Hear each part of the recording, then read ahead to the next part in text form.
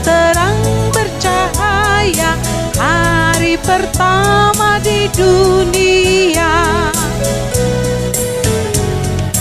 Pada mulanya belum ada langit, atas dan bawah tercampurlah. Allah bersabda, bentangan pun jadi, hari kedua di dunia. Pada mulanya belum ada tanah yang menumbuhkan tanamannya.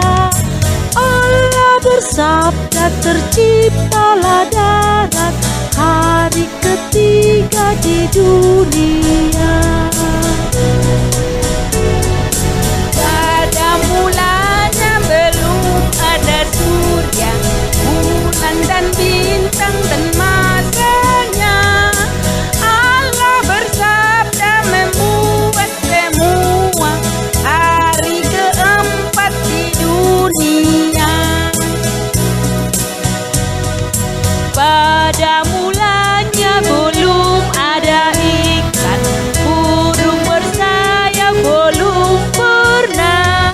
Allah bersabda, segala tercipta, hari kelima di dunia.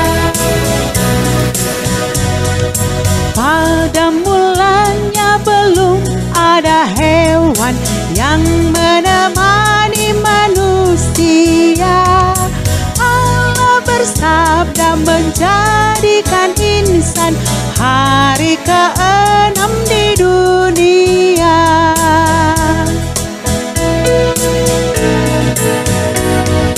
Pada mulanya semua terjadi, langit dan bumi dan isinya. Allah pencipta telah memberkati,